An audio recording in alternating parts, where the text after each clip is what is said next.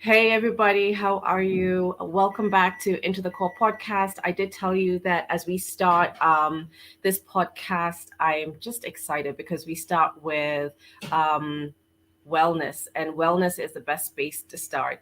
I told you I'd been on a little bit of an extended sabbatical, I should say.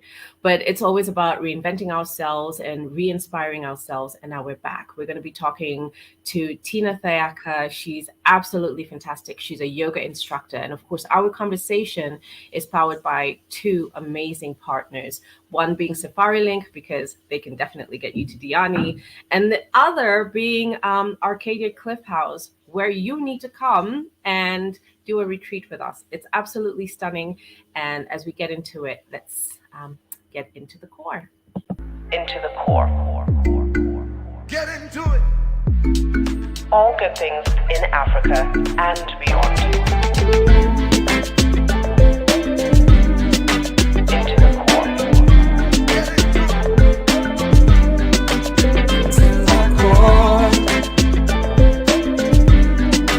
Into the core. Into the core. Into the core.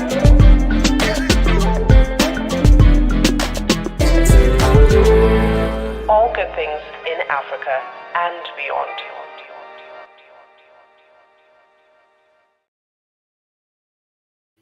And of course, our new partner, Safarilink, if you're trying to get across to anywhere, they've got various destinations and they're always a pleasure to fly, always on time. Thank God.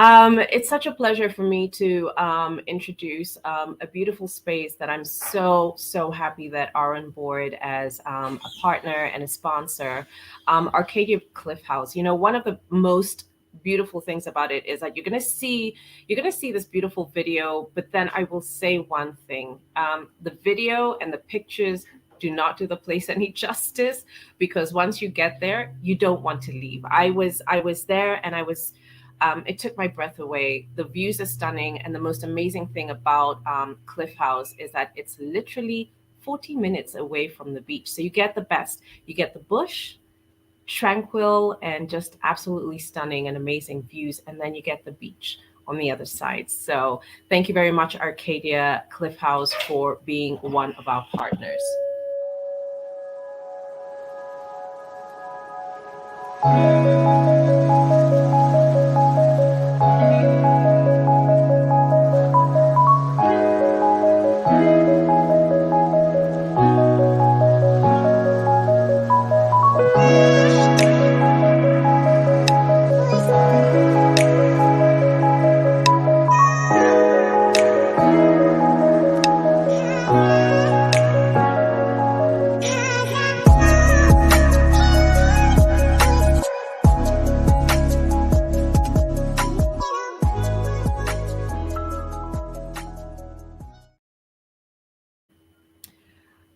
That's just a teaser. So I really hope that you guys are able to come and experience a good wellness retreat that will be happening at Arcadia Cliff House.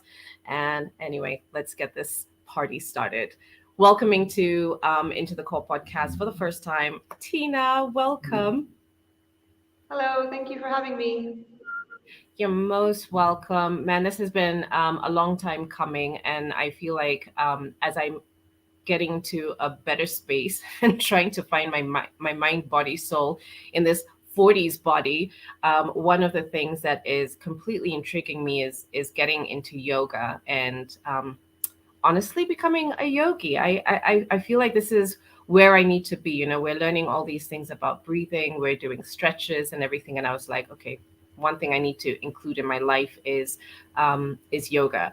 And it is said that miraculously yoga can rid you of sleeping disorders, your diabetes, cholesterol, body aches and pains, which all come, at some point, everything starts changing.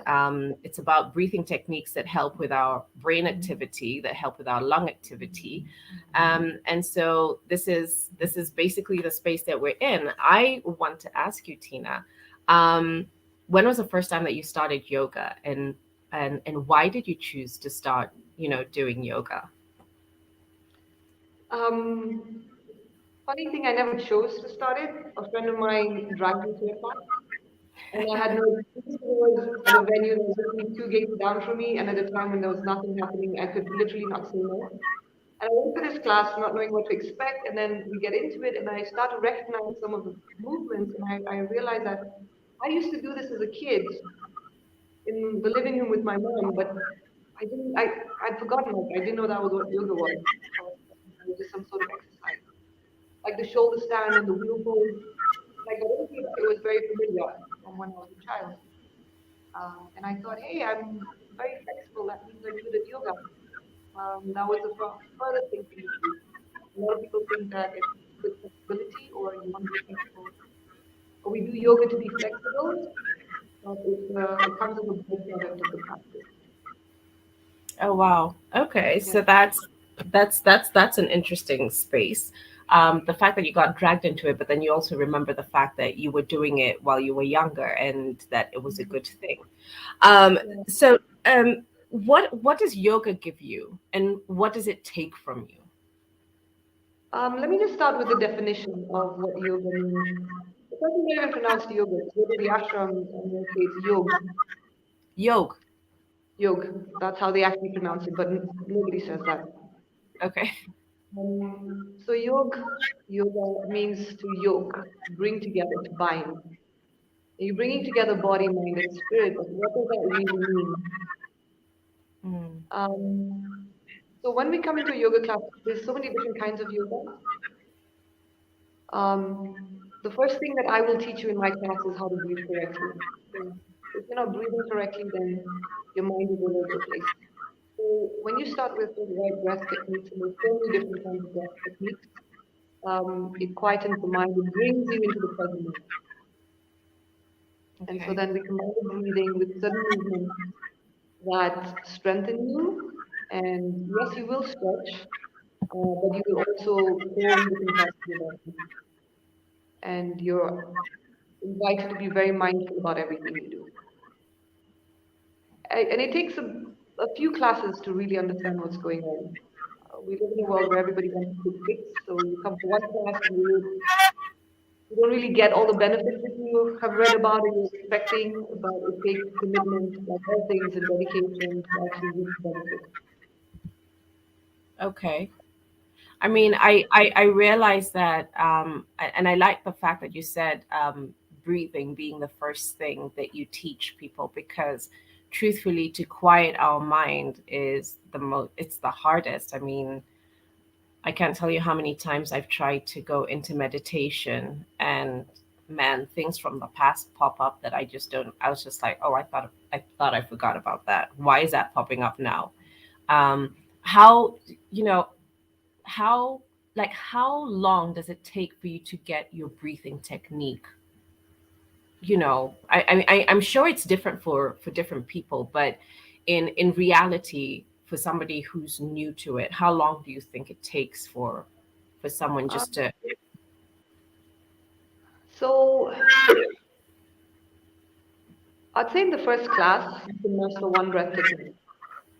Okay. Um, but then, because I mentioned that there are many, in each subsequent class, I do introduce a different kind of breathing technique. So I think six classes, give or take. Yeah. Yeah. Yeah. Okay. All right. I like that, because it's not that you would get it immediately, but it's something that you have to keep practicing. Some people are really good students, but then because it's new, it's not something we've been doing over and over. So it would take consistency. You want to continue before, yeah. Okay. And then, so in your with your practice of yoga, do you have a lot of people who are in their 40s, like me, who intentionally come and say, okay, so we want to try and take up yoga? And remembering that a lot of us have not been to the gym in a long time, and we've not been stretching for the longest time. Actually, I have people of all ages, and my oldest student is a 6 years. Okay. It's very, Reason why I'm asking. Sorry, come again. it's a very gentle practice that we do. Okay. Okay. Yeah. So for people who are considering getting into the yoga space, what is your first rule of action? I mean, like, what is the first thing that you tell your students? Okay, so you have your breathing techniques, and like I said, I'm speaking about my age because that's where I sit. But what are the first few things that you will tell somebody who's in their 40s who's coming into yoga? I would say the fact that you're showing up in the little step is the most important thing. Yeah. Have no expectations, just show up anyway, and give yourself maybe 6 classes before you decide whether or not it is for you. At least 6 classes. I like that. Okay, so maybe it's about getting people to come into your yoga space even before we do our retreat. I think that would be super key, because then you get into a familiar space. You Yeah. get familiar with the students, and then a beautiful retreat like at Cliff House would really work well, because then you're extending yourself. um do you have to be flexible in order, I mean, like, to start yoga or anything? Because I always just feel my knees are crickling all the time. So the stiffer you are, the more you need it. Like I said, it's a misconception. So because marketing yoga has to show a picture of somebody doing something really flexible, or so a lot of people are put off by the idea. They think, oh, I can't do that, so it's not for me. It's like saying I'm too dirty to take a shower. Just have to start. Have no expectations. Just keep showing up. You will notice an improvement each time. Okay. And then, so like I asked you earlier, I was like, um, what does yoga give you, and what does yoga take from you? And I'm specifically asking for you, Tina. Okay. Um, it gives me a feeling of centeredness. When I usually come onto my mat, I may be having so many different things going on in my life. Hmm. But at, by the end of the practice, half of those things don't matter anymore.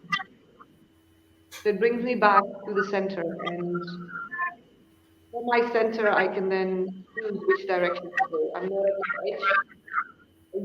I'm at my edge, and it takes one little thing to flip as well.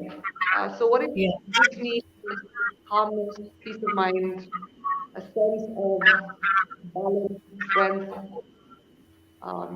It boosts my self-esteem. But what it takes is for me to keep showing up, for me to stop making excuses, for me to not be lazy. Like all things, dedication. Just commitment. And even if I come and I'm tired and I'm not giving it 100%, or if I'm not doing as much as I know I can do because maybe I'm recovering from something, I still show up. And whatever I get from it, whatever I'm able to put into it is enough. Okay. All right. No, Yeah. I mean, I feel like that's what a lot of we in society are looking for, is that centeredness, that calmness. Um, because there's so many things nowadays. I feel like we go through so much in life, where there's so many expectations, and people build those expectations, and that creates the anxiety. I was listening to a podcast with Will I Am, where he just said anxiety is built from the fear of what people will think about you. And society already dictates that if you're not doing certain things in a certain way, then you're not you're not performing, you're failing. And what is failure? Failure is trying. That Exactly. we all that we all need to fall at some certain point and then build ourselves back in. But again, I feel like society builds us into those spaces that when we're starting to seek, like for me, when I'm starting to seek, I need yoga to center myself because I am learning so much of who I am that right now I'm like, I do need to center myself. I do need Yeah. peace and I do need tranquility, but that's because I want to be within um, a better space that I'm not disturbed by what anyone else will say. So, yoga for me, and see how you've taught me how to say yoga. I'm never ever going to say yoga. I'll be like, are you guys coming for a yoga class? I love it. Um, Probably because it's not a popular way to call it. yeah. Yeah. But that said, do you think that there when you're practicing yoga that it is built around spirituality, whatever spirituality, and I say whether you're from a Christian background, Muslim background, Mhm. whatever background you have, do you think that yoga is built around spirituality? Do you think that there's a connection? Yes, there's definitely a connection, and but the first time you come onto a mat to do your practice, it starts off as a purely physical thing because you are asked to get in touch with your physical body, and as we move, as we stretch, you will start to notice all the tension where your stiff, where old injuries might come to the light. So it starts off as a purely physical practice, but with consistency, you're able to move beyond that with all the deep breathing. At the end of the Yeah. yoga class, we learn stillness. And that feeling when you come out of Shavasana is what we call it, the relaxation at the end, it's quite focus. You really feel connected to a deeper part of you. And when your mind is quiet, then you can really connect to your heart space, where your intuition, your inner wisdom is quiet. And that is a spiritual experience. It doesn't matter whether you believe in Buddha, Krishna, Jesus, or maybe not, you just feel connected to yourself. Yeah, yeah. I kind of I get that a lot. And one of the things I know you said at least 6 classes and showing up, being the most important thing. I um, I was trying a couple of yoga poses while I was in Dhyani, and I kept falling. And that was the day where my trainer was like, because I was like, man, you make it look so easy. And he was like, man, Linda, sometimes the easiest things are the hardest, but you have to keep trying. And that's the cycle of life. And I feel like that's exactly what yoga is that like you being in a space of doing all those poses that people are like, oh, I don't think I would ever be able to get there, is that you have to practice. You have to just keep showing up and try Like, oh, to, yeah, yeah. yeah. um I would just say, I'm sure you have your students, and I'm specifically talking about the women in their 40s. Sorry. But for the ones that you have been teaching, and what are some of the things that you have noticed in terms of from the day that they started to where they are now? What are some of the things that you have observed from them um, that you're just like, oh my gosh, yeah, super proud of her. Super. What are some of those things that you've observed, and what are the benefits for them that you've seen? Yeah.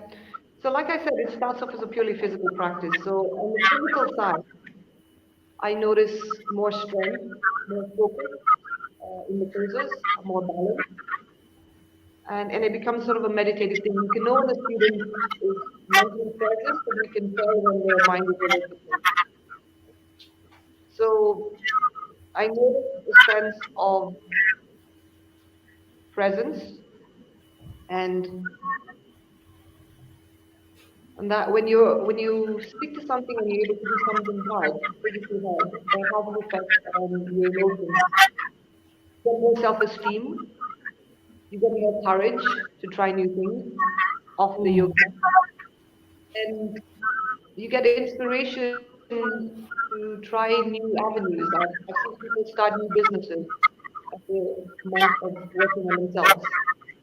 Wow. I've seen people quit their jobs just because it wasn't working for them and just they have that urge to do something different, even though it was scary. Because we're more in tune with who you really are, but it comes in degrees. Yeah, it Yeah. didn't happen in one class. Yeah. Yeah. Yeah. Yeah. Yeah. No, I think this is definitely something I would love for us to, to have that session at Arcadia Cliff House, because I feel like even when people speak about the benefits, so if if somebody is new and wanting to walk into this space, this would be a really great beneficial way of take a couple of classes and then come out and then talk about it, because once you start centering yourself, yeah, we start realizing exactly who we are, and our purposes. Sometimes we are so driven by society not to figure out what your purpose is, and you end up becoming a worker bee and frustrated, whereas Yeah, you know, yeah, basically leading to the yeah, I'd purpose. say it's a Uh, journey of, I think it's a journey of self-awareness, getting to General, know who you really are. yeah, and I think that's really important. I mean, I vouch by anything right now where everybody's just like, why is it all about wellness? And I was like, it's just about coming. It's like a coming of age. I feel like, man, in your 40s, it's almost like, Queens, I wanna break free, you know, literally song, that's what I would rock up to right now. Um, and what do you think about, I mean, like in terms of, because it all just links together in terms of like mental, nowadays that mental wellness is so important, and you can understand there's so many frustrations. Is that um, what are the the five things Tina would impart to people who are trying to walk in, and that for sure would add value? Um, I might have to think of that a bit. So when you come to me, I'll tell you leave your thoughts at the door. You can pick them up on your way out if you want to. Um, I teach you a breath technique called Ujjayi breath, which is called the open breath. And that has the effect of really quieting you. Because when you're thinking about your breath, and when you're engaging sudden muscle contractions, it's hard to think about work or what you're going to cook for the day. All that stuff doesn't get. And so Yeah. you come into onto that and you follow my instructions, follow the sound of my voice. Take what you can, leave whatever's not acceptable. We're not attached to proposals. We're not attached to any results. We're letting go of expectations because as we've shown up, and that's all that matters. Okay? We're Yeah. letting go of expectations so that we have no disappointments. Because when you have an expectation, you're building yourself up for disappointment. We just take what comes, we breathe through all the pain, we observe the sickness, the tension, and we just allow. We're not here to judge ourselves, we're not here to change anything. We're here to observe what is, accept what is, Hmm. keep showing up. Basically. I like that. I mean, like the showing up.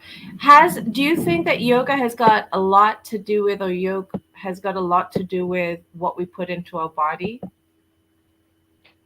So definitely, once you start to take care of yourself physically, um, you will be more mindful of the things that you're doing. Unlike religion says, okay, to be part of this religion, don't do X, Y, Z. They have a whole lot of rules. Yeah. Yoga doesn't give you those rules. Um, it says, come as you are. And over time, all these habits that are not good for you, they will fall off on their own. But if Interesting. you, and that's why some people choose to be vegetarian, some people choose that lifestyle, some people choose to do it in moderation. So really almost you knowing you and being really honest with what's working for you and what's not. Yeah. And that's what's about it. Yeah. Yeah. Um, I was just saying that because I know that I guess for me, everything now is just it's trickling. It's like what we put into our gut affects everything, and um, our gut just basically tells us um, if we're ailing at this point, and Yeah. you feel it mind, body, soul. So if you're eating all the wrong things, some things cause depression, some things cause, um, Yeah. and so, yeah, I realized like There, if I go ahead. sorry. There are limbs, um, sort of guidelines, and one of those guidelines is purity. And when you think about purity, it's not just purity of having a clean body. It talks about purity of what you put into your body, purity of the circles that you keep. What are you watching? Are you gossiping all day? There's a yoga philosophy that goes deeper into the physical pose. It's more than just the physical poses, but it's something that you have to discover and allow in your own. If I gave you a whole bunch of rules in my yoga class about what you should do and what you shouldn't do, then that's my truth. It's not your truth at the moment. Yeah, But it with when you start to take care of yourself, all yeah, those other things. that's a really important space to really um, to get into. And it's so funny how you said what you're watching. I never even figured like what you're watching. But I have to say that though, I nowadays I listen to a lot of inspirational podcasts because I just figure that some of the things that I was watching was just causing like even more anxiety, and that's just not good for me. So um, Yeah. that's very cool. And what about kids yoga? Do you? Well, I would also put that onto what they watch, because Mhm. they dream big, and when they're sleeping next to you, they could punch you out. So, so I completely understand that part. But kids, do you think that they should start yoga at a young age? Um, yeah, they say kids are natural yogis Yeah, they are. um, because they're flex. They don't have trauma and grief and all these judgments, so they're flexible. So it's easier for them to to connect to that deeper part of them because they're not so disconnected from it Yeah. because it hasn't hardened them yet. So I do kids yoga. Um, I was trained by a group called Next Generation Yoga. Hmm. Um, but kids yoga it's done through story time, through games. So they're doing the poses, but it's in the form of a story. They're not just sitting there listening to what you do. You have to give them a reason to do it, make it fun. So it's a very different experience. Kids yoga. I Yeah. think I definitely need to plan something also with you for the kids out there, and to have a little bit of a retreat out in Diani too. Let's do it by the beach for sure. Yeah. Yeah. Um, Lots to do. Tina, I know, I feel like I I want to, I want you in my space in person so that we could even talk and learn more. I feel like this is just the introduction, but I feel like the wellness retreat that we're putting together is going to be able to answer a lot of people's questions and also takeaways. So I feel like maybe two two things need to happen. We need to set up our 6 classes here in Nairobi, and then take it on to Cliff House, so that we could have a more personal and curated time together, where what we're eating also um, is developed, and for people to understand like some of the good things to put in. So I will have a nutritionist who's there, who's already signed up for it. So I'm really excited about that, and as well as yourself, so that we could just kind of build ourselves and learn, and then impart that and take it with us, so that even as people are coming back to Nairobi, that they're able to um, continue with you and continue on a better life cycle. Yes, that sounds like a great plan. Yeah. Excited. So how should where and how should people get in touch with you? Um, on social media at Yoga Magic Africa. At Yoga Magic Africa. Yoga Magic. And you'd already put that on your Africa. Boop, boop, boop, boop. So yeah, so I feel like hold on. Here I am trying to put Yoga Magic Africa. I think I got it. Okay, let's just put that on the screen. And let's see. You might tell me to sometimes my my beautiful Yuga. Yeah, you see? Let's do that again. Um, and where are your studios located? My studio is in Kisuru. Okay. It's a private home studio, so I can share the address when you sign up. And in terms of availability, so people have to call you way ahead of time to try and book like one-on-one sessions. Do you have group sessions also? Yes, I do have group sessions. There are quite a number of them. Okay. But I can share that with you, and then maybe Okay. you can comment somewhere. Okay. Yeah. Okay, so guys, just go into Yoga Magic Africa. That's at Yoga Magic Africa, because my beautiful, she's not happy with me. So yeah, so Yoga Magic Africa, that's on your Instagram, and that's also on Facebook, Twitter. Right? Um, Yes, but oh, sorry, X. Jeez, everything's just changing on a daily basis. And also, one of the things, the dates that we're looking at are in October.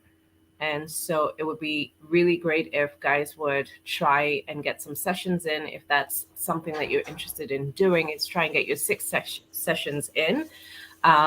Pricing and everything will be available. You can DM me at Linda Marithi. You can follow me on Instagram, Twitter at Linda Marithi at Into the Call Podcast.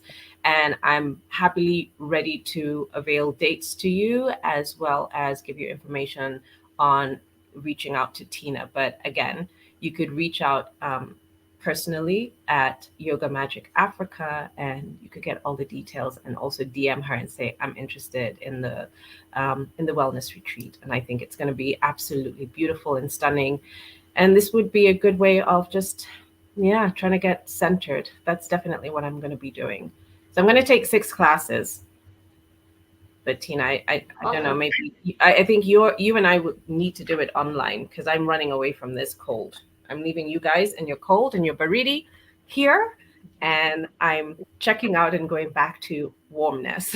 And I can't wait to see. Tina, thank you. I know this is just surface talk. I feel like the rest of it comes with our wellness retreat. Yes, definitely. Yeah. All right, ladies. So you've heard it. Some of it and a lot of it has benefited a lot of people, because they found their awareness. They've centered themselves. They've been open to exploring new things, and I feel like this is where we need to be in our lives. And it's also just about rediscovery, re-inspiring, and redirecting our energies and the work. So I hope you join myself and Tina as we welcome you to a wellness retreat later on in October. Dates will be given to you, and you just need to DM us if you're interested. Thank you to the Clip House, and thank you to Safarilink for being our conversational inspirations. Because in order for you to get out there, You could book with Safarilink, as well as Arcadia Cliff House is always there for you. Even if you wanted to personally visit it on your own, just reach out to me, and I'm happy to direct you to the right spaces. Here's a little brief glimpse of Arcadia Cliff House, and just look at the beautiful scene and serenity that it actually brings with.